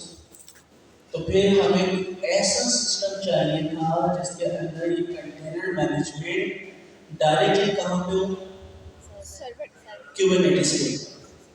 तो उसके लिए कौन सा सॉफ्टवेयर सेलेक्ट किया हमने? रैंचर। रैंचर आपकी डेवलपमेंट टाइम और रैंचर आपकी प्रोडक्शन टाइम या ऑपरेशन टाइम दोनों जगह पे इस्तेमाल होगा, क्योंकि वो कंटेनर की जो मैनेजमेंट करेगा वो क्यूबरनेटिस के क्लस्टर में ही करेगा। ठीक है, K3s अभी हम देखेंगे भी। तो K3s आपके क्लस्टर छोटा सा नोड अप करके क्लस्टर अप करके उसके ऊपर वो कंटेनर की मैनेजमेंट वगैरह करता है। तो रैंचर की मदद से हम जो डॉकर कंपोज वाला पुराना काम करते थे अब वो हम रैंचर की मदद से करेंगे। तो हम जो है डॉकर डेस्कटॉप इस्तेमाल करेंगे, अब क्या इस्तेमाल करेंगे? Rancher desktop. उसकी यूआई वगैरह सारी जब करेंगे तो पता चल जाएगा। तो हम अपनी अब जितनी भी सर्विसेज बनाएंगे वो रैंचर की मदद से कंटेनर की मैनेजमेंट करेंगे। तो ये 2 बड़ी चेंजेस हुई हैं जो हम लोग करने वाले हैं। किसी ने हैंड रेस किया है? जी,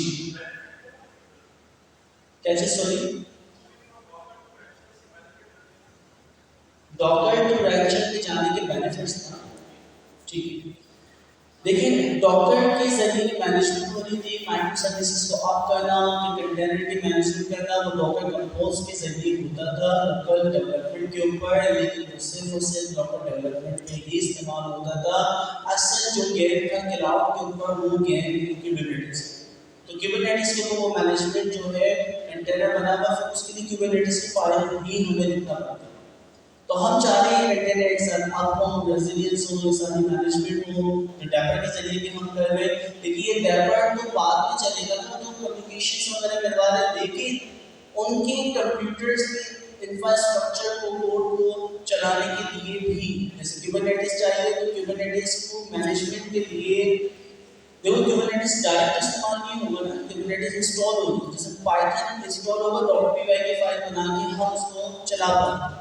तो इसी तरह उसकी मैनेजमेंट करने के लिए कि कंटेनर तो बन जाएगा क्यूबरनेटिस में, लेकिन क्यूबरनेटिस के ऊपर कंटेनर कब ऑन होगा कब ऑफ होगा वो कैसे हम लिखें, उसके लिए रैंचर डेस्कटॉप जो है कंटेनर मैनेजमेंट मैनुअल अगर आप करना चाह रहे हैं, कंटेनर को आप डाउन जो हमने डॉक्टर का पोस्ट डाउन कर देते, वो सारी की सारी मैनेजमेंट जो है रैंचर की मदद से।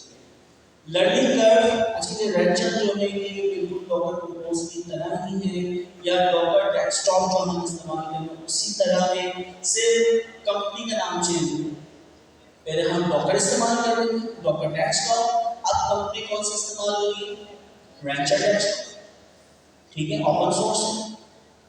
डॉकर एक आईएनडी पैमाने पे जाके लिमिटेशंस की होती है, वो आपको पता है कि मैं सब्सक्राइब करूँ या फिर हमारी जो पेड सर्विसेज है वो लाइसेंस, ठीक है, डॉकर आपकी कहता है, लेकिन रैंचर के कुबरनेटिस वाला जो काम है वो आपसे कुछ भी नहीं। और कम्युनिटीज को अडॉप्ट करनी ओपन सोर्स, तो फिर कम्युनिटी की तरफ हम जाएंगे, जो कम्युनिटी अडॉप्ट करे तो फायदा, एक तो फायदा कोई लाइसेंस नहीं लेना पड़ रहा, दूसरा फायदा इसकी मैनेजमेंट बहुत आसान है, तीसरा फायदा कि जो हम डेवलपमेंट टाइम मेहनत कर रहे हैं वो मेहनत बढ़ाकर नहीं जाएगी, वही सेम चीज हम उठा के प्रोडक्शन ले जाएंगे। तो वहाँ पे भी आपकी कुबरनेटिस की जो मैनेजमेंट आपने किसके जरिए किया है? रैंचर की वजह से वो इस्तेमाल हो, तो हम इसलिए रैंचर के ऊपर मूव जी।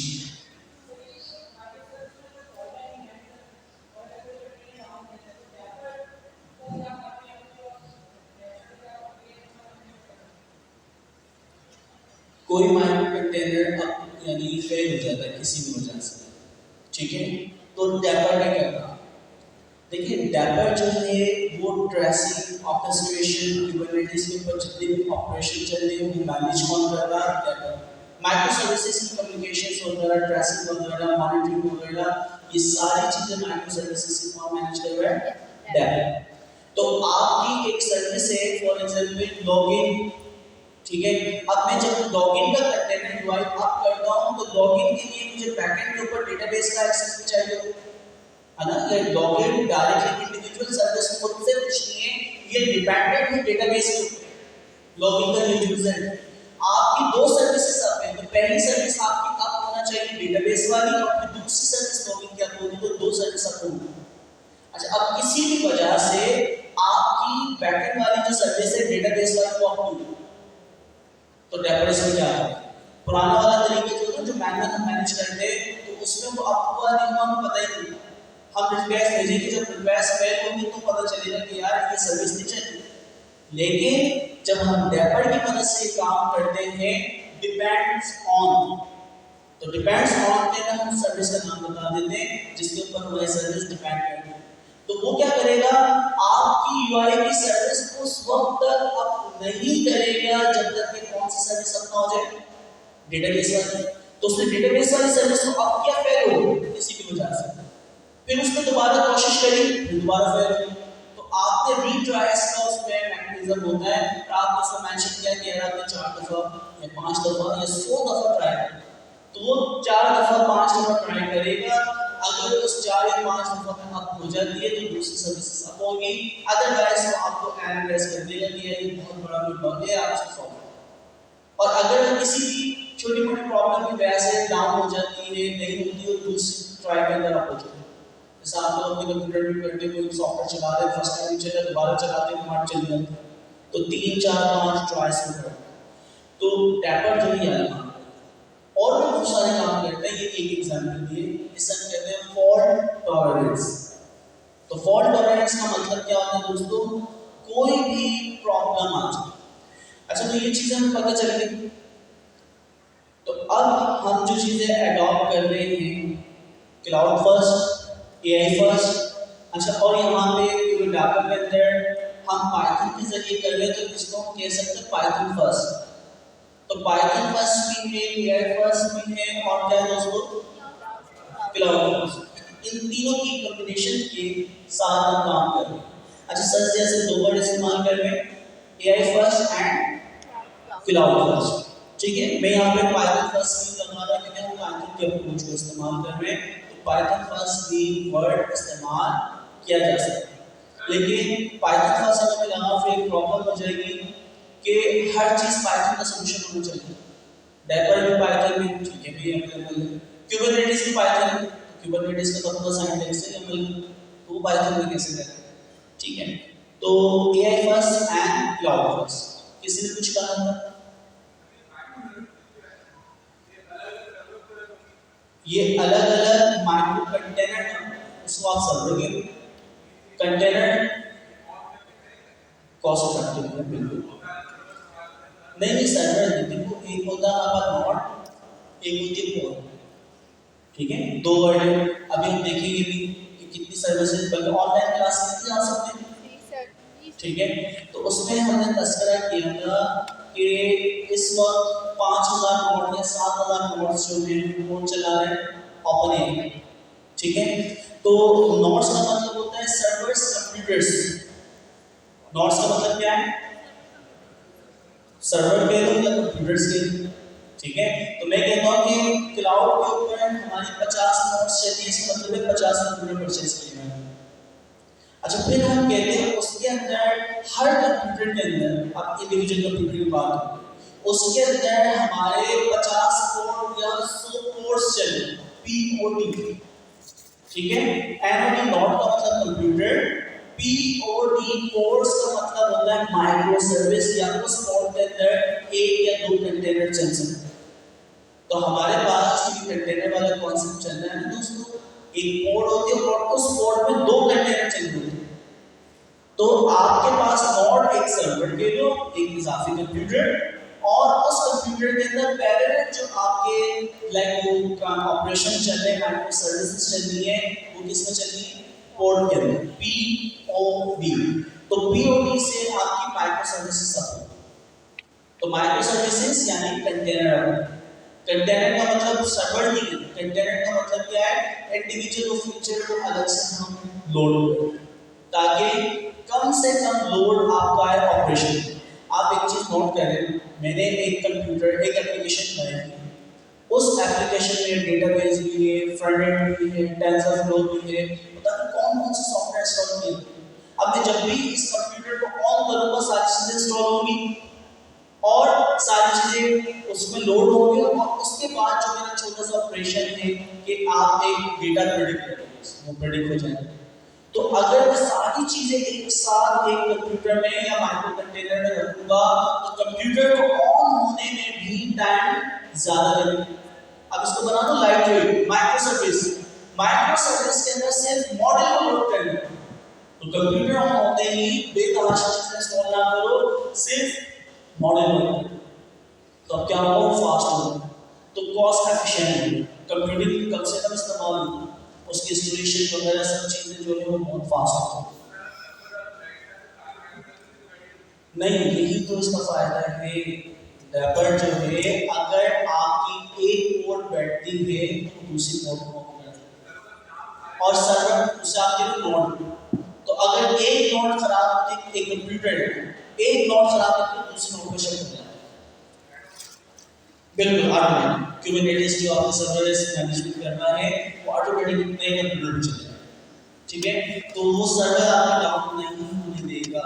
जैसे आप कहते हैं फॉल्ट टॉलरेंस, रेजिलियंस, वर्ड का इस्तेमाल होता है क्लाउड के अंदर, रेजिलियंस। रेजिलियंस का मतलब ये है कि किसी भी वजह से कोई फेलियर आता है तो वो उसका अल्टरनेट फॉल्ट फाइंड करके आपकी सर्विस को चलाने की कोशिश करेगा एक हद तक। अब पता चले कि आप सर्विस चला रहे हैं, आपकी पोर्ट में नहीं आ रहे हैं, आपने एक ऐसा पैकेज इंपोर्ट किया हुआ है जो कि पैकेज है नहीं, तो आप उसको 100 दफा भी कंप्यूटर को चला के सर्विस आप करना चाहें, क्या वो सर्विस आप होगी? क्योंकि पैकेजिंग तो भाई कोई बड़ी जल्दी ना करे तो आपकी यानी सर्विस उसी वक्त होगी जब आप बहुत बड़ी गलती कर रहे हैं। और अगर आपका कोर्स सही है तो उसको किसी न किसी तरीके से हद तक इम्कान चलाने की कोशिश करेगी क्यूबरनेटिस, ठीक है। तो क्यूबरनेटिस की बात जी,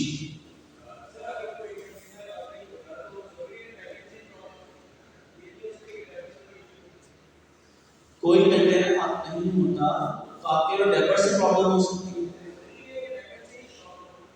प्रॉब्लम बेतहाशा हो सकती है, प्रॉब्लम हमें नहीं पता, हो सकता है उसकी रैम काम ना कर रही हो सकता है उसका जीपीयू उस वक्त अवेलेबल ना हो सकता है उसका रिक्वेस्ट भेजिए उस डिपेंडेंसी या सर्विस में दूसरी सर्विस बंद हो, तो बहुत सारी वजूहात हो सकती है।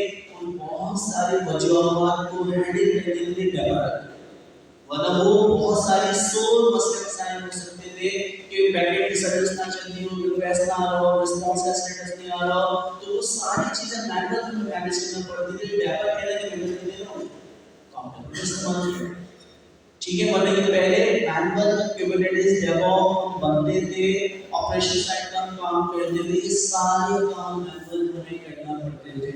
ये वजह क्या हो सकता है फेल होने की, ये वजह क्या हो सकता है, तो वो सारी मैनेजमेंट डेवलप और उसके सॉल्यूशन जैसे गाइडेंस मिलते हैं ना कि प्रॉब्लम आ रही है, ये प्रॉब्लम है तो ये करना, तो आप समझें कि थाउजेंड्स ऑफ जो फैक्टर्स की वजूहात हैं उसको रेजोनेंस करने के लिए, उसको अप रखने के लिए जितने बेस्ट सॉल्यूशंस हैं वो डेवलप करना है कम्युनिटी बेस है। तो किसी को कोई एरर आता है वो एरर में जाके अपडेट करता है कि इसका सॉल्यूशन ये हो, आपके पास भी कोई आया डेवलप करना एरर आपको डेवलप नहीं जो ऑफिशियल गिवन रैपर, तो ये फायदा है, ठीक है। इसलिए जो कम्युनिटी मिलकर काम कर रहे हो, जो भी अगर सामने आ रहे हैं वहां पर सेंटर्स वो सेट करते जाओ, ये फायदा है डेवलप। ओके जी, तो डेवलप के बारे में हमें पता चला।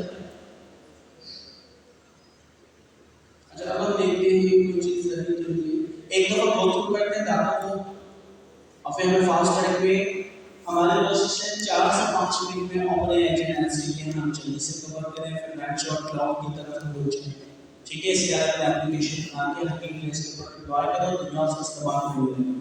तो 202 जो है वो थोड़ा सा एडवांस चीजें पड़ेगी, 201 वाले जो है जो कल की क्लास होती है उनका जो फोकस है 6 या 7 वीक में अपने एजेंसी के वो लोग कर लें, बाकी इतना ही काफी होगा, बाकी नॉर्मल चीजें हम करेंगे, ठीक है। आप लोग के टारगेट्स ये हैं कि आप लोग अपने एजेंट के जल्द अज जल्द खुद कंप्लीट करेंगे तो कर लेंगे, ऑनलाइन मौजूद है, सारी डॉक्यूमेंटेशन मौजूद है, जितना जल्दी कर सकते हैं आप अपने एजेंट के ऊपर कमांड हासिल करें, फिर हम रैंचर वगैरह बनाएंगे और फिर जितनी भी हम माइक्रो सर्विसेज डेवलपर वगैरह से बनाएंगे आप आपके सारे चीजें खुद करें, ठीक है। तो थोड़ी सी मेहनत आप लोग ने करना होगी, यानी आपके पास जितना ज़्यादा टाइम है आ सकते हैं, ठीक है। हम सब मिलके करना क्या चीज क्वार्टर टू क्या नहीं करना ऑप्शन क्या करें, ठीक है। यही दुनिया है, इस दुनिया में हम सर्वाइव करें, तो आपकी जो क्वार्टर टू या जो मन चलना है वो अपने एजेंसी के लिए बस आपके साथ ही बिल्कुल ऐसा ही, यानी आपकी क्लास आज और उनकी हफ्ते को, ठीक है। तो दूसरे की क्लास एक ही हमें चले, दूसरे की सेट यही क्लास में चले, तो दो क्लासें यानी अलग अलग यानी पेज के अंदर है, इतने सारे स्टूडेंट साथ में हो सकते हैं मैनेज, तो दो यानी आपके पेज चल रहे हैं दूसरे में क्या चाहिए, बाकी ऑनलाइन। ओके दोस्तों, तो डाटा को हमने बहुत डिटेल से देख लिया, उसके बाद जितना डिटेल में देखते जाएं आप बढ़ते जाएंगे। तो यहाँ पे ये पिक्चर जो है ये असल पिक्चर की कहानी है। 3 टायर एप्लीकेशन 3 ईयर की प्रेजेंट हमारी क्या है एप्लीकेशन ये डाटा का फ्रेमवर्क है। सबसे पहले यूआई है जो कि हम स्क्रीन पे चाइल्ड पे या फिर हम उसको नेक्स्ट.जेएस या फिर हम open reality virtual reality console application desktop application mobile application चाहे जिस पे आपको यूआई बनानी है, लेकिन हम पाइथन फर्स्ट अप्रोच को देख रहे हैं तो चैटलेट और स्टेटमेंट वाला जो काम है हम आसानी से यूआई बना सकते हैं, उसको इस्तेमाल करें। तो चैटलेट को हम ज़्यादा इस्तेमाल करेंगे कन्वर्सेशन यूआई के लिए। फिर उसके बाद कंटेनर समझने की मैनेजमेंट के लिए हम रेंचर डेस्कटॉप को इस्तेमाल कर रहे हैं और कंटेनर के अंदर सारी बिजनेस लॉजिक हमारे, तो कंटेनर के अंदर पाइथन होगा, अपने एचटीटीपी की मदद से मैट्रिक्स बनाएंगे, फास्ट इंडेक्स सर्वर बनाएंगे और हम कंटेनर बनाएंगे रेंचर डेस्कटॉप से, तो उसकी मैनेजमेंट आपकी हो जाएगी। फिर उसके बाद कंटेनर के साथ एक और साइड कंटेनर चलता है जिसे क्या कहते हैं साइड। अभी हम थोड़े से डिजाइन पैटर्न को डिस्कस करेंगे। अभी तक आप लोग जो डिजाइन पैटर्न जानते थे वो किसके जानते थे, एंट्रोपी के, एजेंटिक के आएगा ना याद, चैनिंग प्रॉम्प्ट और क्या था पैरालाइजेशन, राउटिंग, ऑर्केस्ट्रेशन, ऑर्केस्ट्रेशन, वैल्यूएटेड। ठीक है, तो ये 4 से 5 जो आपके पास थे अल्हम्दुलिल्लाह आपको याद है, शुक्र है। अच्छा, तो वो थे डिजाइन पैटर्न एंड टॉपिक। इसी तरह क्लाउड के भी डिजाइन पैटर्न जो हम ये वोकैबुलरी इस्तेमाल करते हैं, साइड कार, हम वोकैबुलरी इस्तेमाल करते हैं, रेजिलियंस। तो आपके कुछ डिजाइन पैटर्न हैं जिनके पर्टिकुलर पर्पस होते हैं। तो क्लाउड फर्स्ट के ऊपर भी अगर आप जानते हैं वो डिजाइन पैटर्न यानी वो तरीके आपको बताएगा, उन्हीं तरीकों की इंप्लीमेंटेशन। अब जैसे मैं कह रहा हूँ साइड कार, अब ये साइड कार का कॉन्सेप्ट क्या है, आपका एक मैन कंटेनर है और उस कंटेनर के साथ एक और, जैसे हमने कहा था कि वो आपकी बाइक के साथ साइड कार लगी हुई है। मैन जो आपका इंजन है, मैन जो परफॉर्मेंस करता है, मैन जो प्रोसेस करता है वो आपकी बाइक है, लेकिन उसके साथ साथ हम कनेक्ट कर देते क्या, साइड कार। तो साइड कार सपोर्ट कर रही होती है किसको, मैन कार। अच्छा, इसी तरह आप देखिए कोई भी एक मैन यानी सीईओ है, उसके साथ उसका असिस्टेंट। तो अब क्या होता है, सारी डिसीजन मेकिंग सब कुछ किसके हाथ में होती है, सीईओ की। लेकिन असिस्टेंट जो होता है वो साइड कार के तौर पे उसके साथ साथ रहता है। असिस्टेंट कह लो या साइड कार कह लो, जहां सीईओ जा रहा है वहां पे असिस्टेंट के साथ जा रहा है। अच्छा, अब क्या होता है, असिस्टेंट ये कहता है ये मैन डिसीजन तुम लो, तुम कह दो या फला को ये ईमेल कर दो, फला शख्स को लाइक एचआर डिपार्टमेंट ये बात कहनी है, इसको ये कहनी है, तो तुम मुझे बताते जाओ। और जो मैनुअल काम है, बहुत मुश्किल तरीके से मेहनत ज्यादा लगती है, वो आपका सिस्टम आपके हाथ में है। साइड कार की टेम्पर जो है वो यही कर रही है कि मैं माइक्रो सर्विस आपकी है, आप उसके ऊपर ध्यान दो कोडिंग डेवलपमेंट। बाकी एक माइक्रो सर्विस दूसरी माइक्रो सर्विस से बात करे, एक माइक्रो सर्विस डिपेंड हो दूसरी माइक्रो सर्विस पे, एक माइक्रो सर्विस फेल होती है तो क्या करे, एक माइक्रो सर्विस जब चल रही है तो उसका डेटाबेस में डेटा सेट करे। तो जितनी मैनेजमेंट है, जो मुश्किल तरीके काम था, वो साइड कार डेवलप में। और आपकी जो मेन बिजनेस की लॉजिक है वो आपने अपने कंटेनर में दी है। तो ये काम है इसका दोस्तों डेवलपर यानी साइड कार। फिर जी कुछ है एंड में तो कुबरनेटिस चल रहा है नहीं, डेवलपर ऑर्केस्ट्रेट नहीं करना। ऑर्केस्ट्रेशन फिजिकल मशीन को अप करना, डाउन करना। तो डेवलपर जो है साइड कार के तौर पे जो मुश्किल वाला काम था कुबरनेटिस की चीजें लिखना, तो वो कुबरनेटिस वाली कमांड जो कि डेवलप आप इंजीनियर लिखता था, वो चीजें साइड कार लिखना, वो मैनेजमेंट होती है। असल ऑर्केस्ट्रेशन जो होती है कंटेनर की, वो कौन करता है, कुबरनेटिस।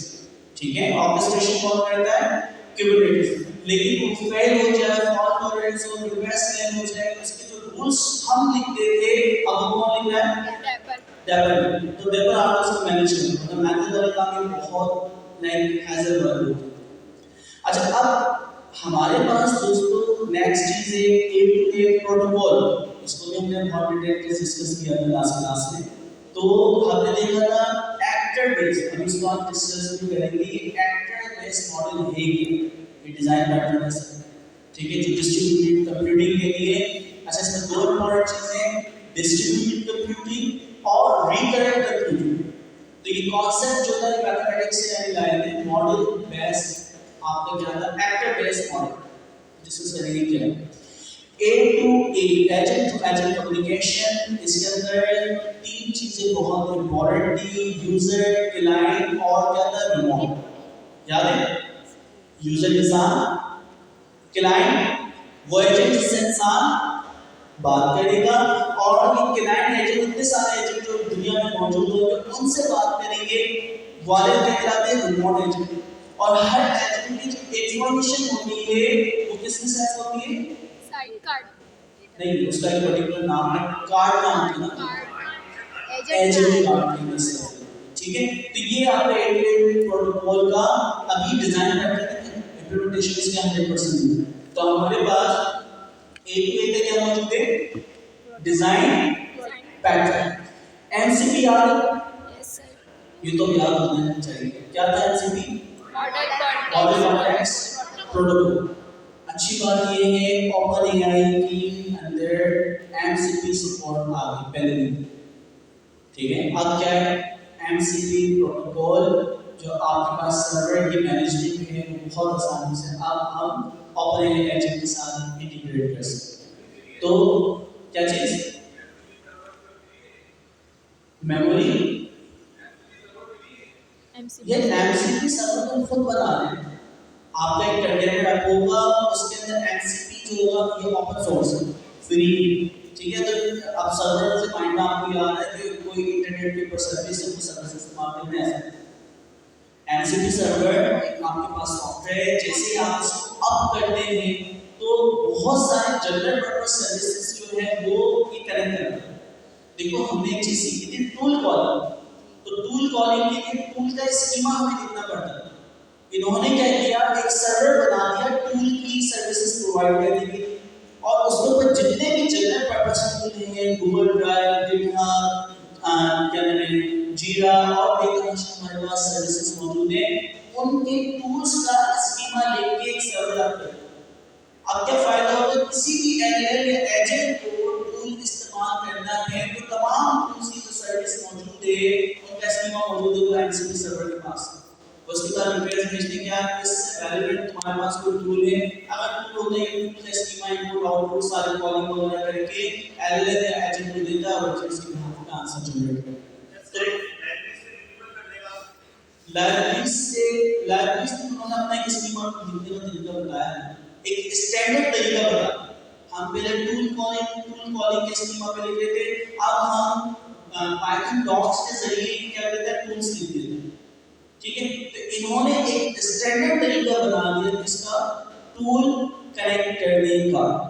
तो कुछ जनरल पर्पस टूल्स हैं जो पहले से बने 1100 के करीब थे जब ये लॉन्च हुआ था 2024 नवंबर 2024 के अंदर एमसीपी सर्वर बना था, एंट्रोपिक डिजाइन पैटर्न, ये दोनों चीजें एक साथ आई थी, ठीक है। तो उस वक्त दोस्तों एमसीपी के अंदर 1100 के करीब सर्विसेज थी, टूल्स थे जो कि एमसीपी सर्वर से आते थे।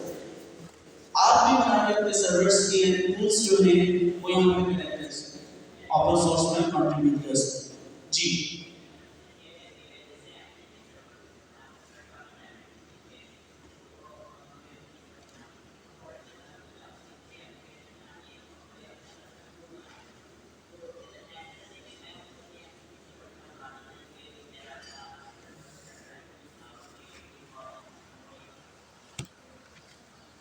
आपने मुझे मुश्किल से 60% बात ना यानी यहाँ तक पूछी, थोड़ा करीब आगे कर सकते हैं।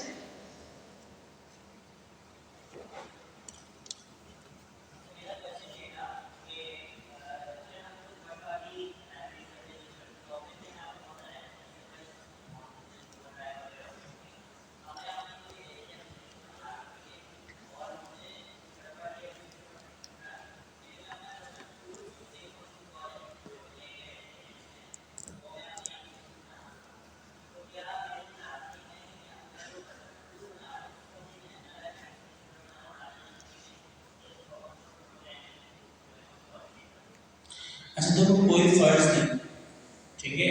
इनका सवाल ये है कि भाई टूल कॉलिंग के जरिए मैं कुछ अचीव कर सकता हूँ, सर्विस बना के दे सकता हूँ, क्या मेरे लिए जरूरी है कि मैं एमसीपी सर्वर ही लिखूँ, कस्टमर अपने लोकल यानी एमसीपी सर्वर से कहूँ, जरूरी नहीं।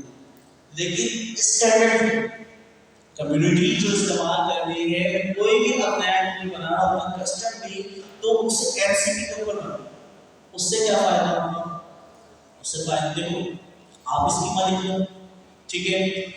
टूल्स के अंदर सबसे मुश्किल तरीका है उसका स्कीमा लिखना, उसके डिस्क्रिप्शन डिफाइन करना। मैं आज सबको एक ही टूल दूं और सबको कहूं कि इसको एलएलएम से कनेक्ट करो, हर बंदा अपना स्कीमा लिखेगा, स्कीमा में चेंजेस होंगे, स्कीमा समझा नहीं ऐसे काम करता है, सबका एक स्टाइल अलग, डिस्क्राइब करने का स्टाइल अलग होगा, तो सबका स्टाइल चेंज होगा। क्या चीज डॉक स्ट्रिंग और स्कीमा दोनों चीजें, स्कीमा स्ट्रक्चर है, डॉक स्ट्रिंग आप टेक्स्ट के अंदर करें, तो ये दोनों चीजें देखा जाए डॉक स्ट्रिंग से आपका स्कीमा बनता है, स्कीमा का मतलब है स्ट्रक्चर।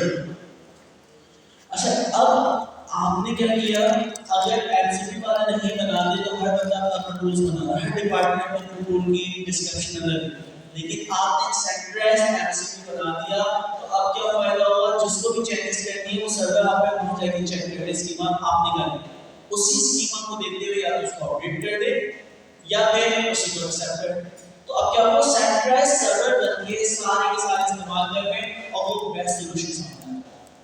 या तो कॉन्ट्रीब्यूट जब करेंगे उसकी जिम्मेदारी तो एसेस के ऊपर होना चाहिए, जो कॉन्ट्रीब्यूट उसका यानी परफेक्ट देख सके कि बाकी इंप्रूव हो रहा है, या पता चले किसी ने ऐसा स्कीमा लिखा जो पहले इतना अच्छा काम कर रहा था वो हो रहा है। तो सेंट्रलाइज आपके पास एक सर्वर बन जाता है और वहां पे सारी चीजें मैनेज होती है। तो बेस्ट है, अच्छा बेस्ट है नहीं, स्टैंडर्ड आपके पास एमसीपी सर्वर बना के काम करो, अदरवाइज तुम पोलिंग वाला है चल रहा है अभी भी चल हम तो चला रहे, तो दोनों इस्तेमाल हो सकते हैं। लेकिन स्टैंडर्ड ऑफ कम्युनिटी ने क्या किया है, एमसीपी, तो हमें स्टैंडर्ड के ऊपर जाना चाहिए, ठीक है, ताकि कम्युनिटी इसको अडॉप्ट करे और आपके काम को ये ना बोले यार हमारे तरीके से काम क्यों कर रहा है, ठीक है, तो ये इंपॉर्टेंट चीज।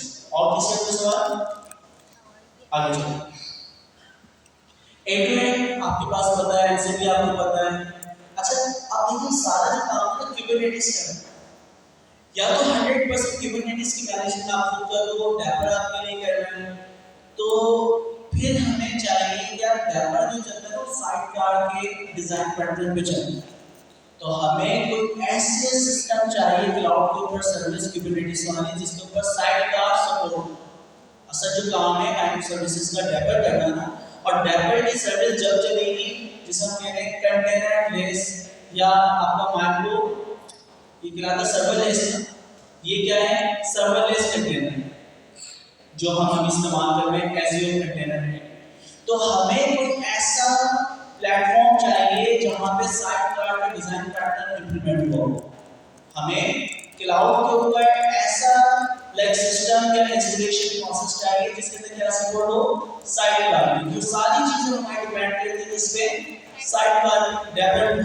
तो डेपर की मैनेजमेंट करने के लिए कुबरनेटिस भी इंस्टॉल होना चाहिए और साइड कार एंड डेपर भी इंस्टॉल होना चाहिए। तो ऐसी कौन सी सर्विसेज हमारे पास मौजूद हैं क्लाउड प्रोवाइडर, तो हमें पता चला एज़्योर कंटेनर ऐप जो है वो साइड कार वाला जो आर्किटेक्चर है वो मशीन आपको, यानी जब आप ऑन करें ऑफ करें सारी चीजें लॉड बैलेंसिंग में डेपर वाला काम करें। तो हमारे हिसाब से सर्वरलेस कंटेनर, अच्छा सर्वरलेस कंटेनर क्या होता है दोस्तों, सर्वरलेस का मतलब सर्वर मौजूद है लेकिन उसकी सारी की सारी मैनेजमेंट कौन करेगा, क्लाउड प्रोवाइडर। आप उसकी मैनेजमेंट से लेस, आपको मैनेजमेंट करने की जरूरत नहीं है, इसलिए हम उसको कह रहे हैं सर्वरलेस। तो सर्वर तो मौजूद है लेकिन उसकी मैनेजमेंट लेस आप डेवलप कर सकते हैं। अच्छा फिर आपने आया कंटेनरलेस या सर्वरलेस कंटेनर, व्हाट है सर्वरलेस कंटेनर, क्या मतलब होता है सर्वरलेस कंटेनर। तो कंटेनर की जो मैनेजमेंट होती थी कुबरनेटिस से हम करते थे, वो कंटेनर मैनेजमेंट कब यानी कितने सर्वर अप करने, कितने कंटेनर डाउन करने, तो वो सारी मैनेजमेंट जो कंटेनर की होती थी कुबरनेटिस से। तो अब मैं कह रहा हूं कंटेनर क्या है, सर्वरलेस था, तो अभी क्या होगा सर्वरलेस कंटेनर। तो इसका क्या मतलब हुआ कि कंटेनर की, अच्छा कंटेनर से उनकी मैनेजमेंट क्या है आपके लिए लेस है, आपको करने की जरूरत नहीं है, तो वो पावर हमें मिलती है किसकी मदद से, एज़्योर कंटेनर ऐप। इसके अलावा जो और बहुत सारे प्रोवाइडर जो कि आपको सर्वरलेस कंटेनर्स की सर्विसेज देते हैं। अच्छा फिर सारी चीजें एक माइक्रो सर्विस दूसरी माइक्रो सर्विस से बात कर दी, आपके रिक्वेस्ट का पूरी आपके लॉग जनरेट हो गए, बेतहाशा डेटा जनरेट हो गए, तो वो सारा डेटा जो है हम कौन सी लेयर में सेट करवाते हैं, किसमें सेट करवाते हैं, डेटा लेयर, ठीक है। तो आप जो कर लो स्टैंडलेस कंप्यूटिंग